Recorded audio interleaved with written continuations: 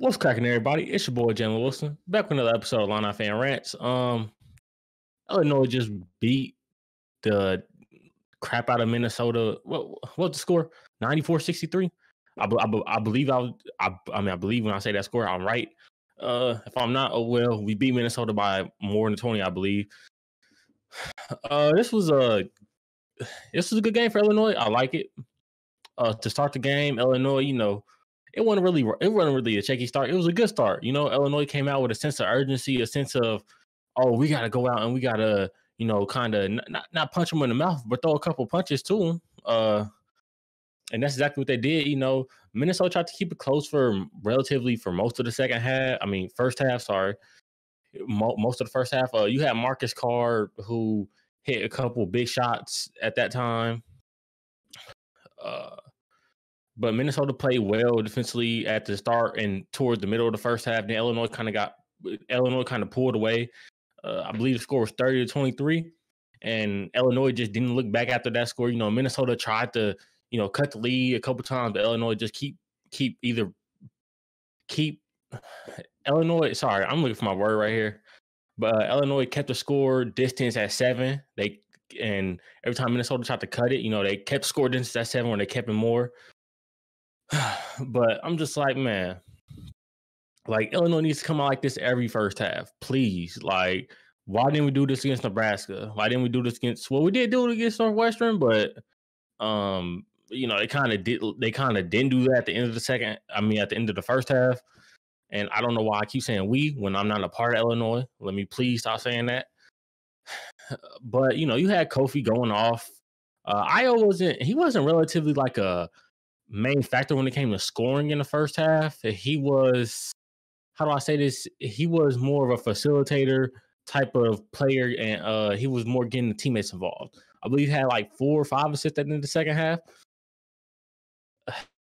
And then you had Trent Frazier, who played great defense on Marcus Carr. By the way, he played great defense in the first half. He could be in the running for maybe best perimeter defender in college, well, in the Big Ten, if not college basketball. He might not be the best perimeter defender, but in the Big Ten, he might be. He has a real argument there. But, he had a big first half. I believe he had 13 points, 4 or 7 from the field in the first half. He just was hitting shots, making plays. He actually had a half-court shot right at the end of the buzzer in the first half.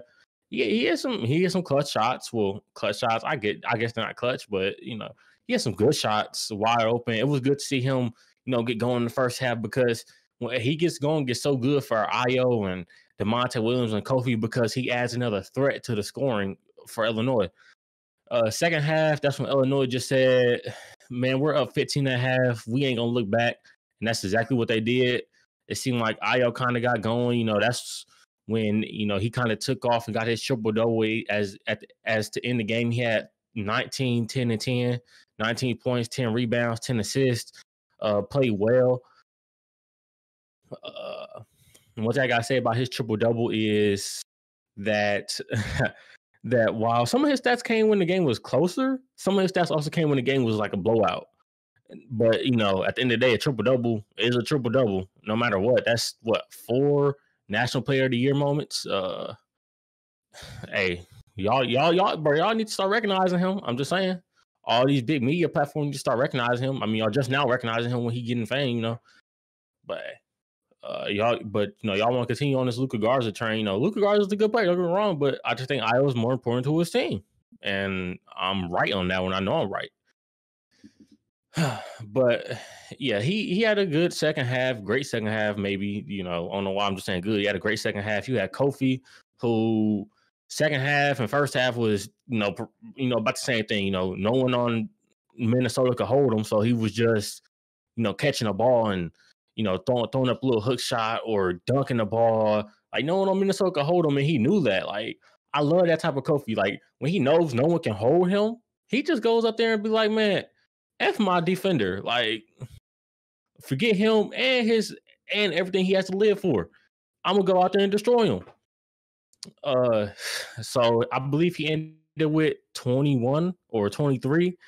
He didn't do well on the boards. He had about 6 rebounds But the good thing is, I believe he went 100% at the free throw line. Like that's unheard of for Kofi. First of all, usually he like misses 2. He hasn't been a good free throw shooter. I know last game he struggled. He shot 50% at the free throw line. Last game against Northwestern, he shot 3 for 6. But like this game, I believe he was. I don't know how many free throws he shot, but it just seemed like he got that confidence going to the free throw line. He was smiling at the free throw line. I'm like, man, like I'm glad to see him make his free throws because his free throw shooting could take us a long way. And free throw shooting was a big key for Illinois in this game. I don't know. I don't know the amount of free throws Illinois shot, but I know it was a good percentage that they made. Trust me on that one. I know. I watched the game, but I'm just like, like Illinois can shoot free throws like this every game. Why can't we? Like you had Trent Frazier making everyone these free throws. You had Io making his free throws. You had Kofi making his free throws. I'm like, man. You had Jacob Grandison making his free throws. I'm like, why can't we shoot free throws like this every game? It shouldn't be a struggle from the free throw line, like normal. But yeah, Trent Frazier, he had a great game. He brings another element to this team that I've been trying to explain. Like when he gets going, that's when when he gets going, that's when the floor opens up for Io to do work. That's when Kofi gets to do a lot more. You might have an open shot for Jacob Grandison or Adam Miller in the corner. Like when he gets going, that just opens up so much more for this Illinois team. It was good to see. It's always good to see. And he's been like that. He's been performing good ever since that Iowa game that they won a couple games ago. I believe it was the game that started this 7-game win streak down. But yeah, I was happy to see this when you had Andre Carbello, who he's been struggling these past 2 games against Northwestern and Nebraska. This game, he kind of bounced back. Sometimes he has more turnovers than assists, but today I believe he had 6 assists, 1 turnover, like that as well.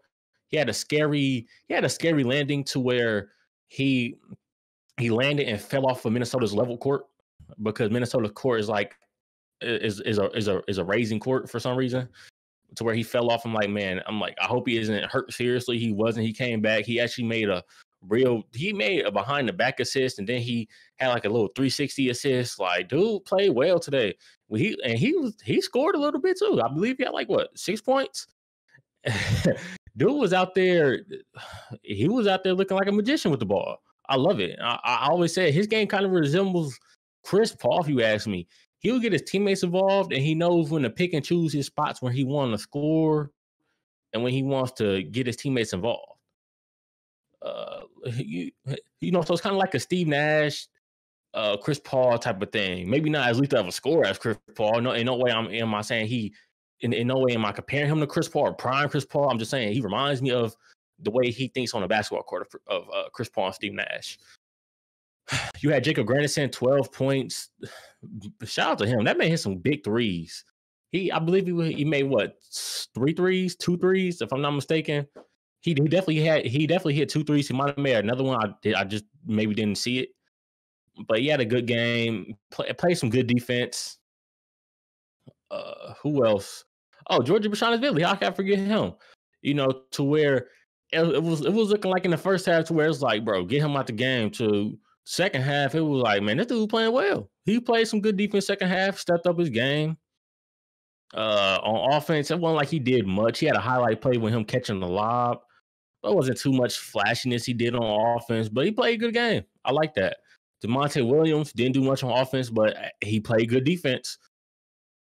Coleman Hawkins, you saw him get some minutes. It is what it is. He played decently. I mean, it was kind of like garbage time minutes. Illinois was already up by 20 plus.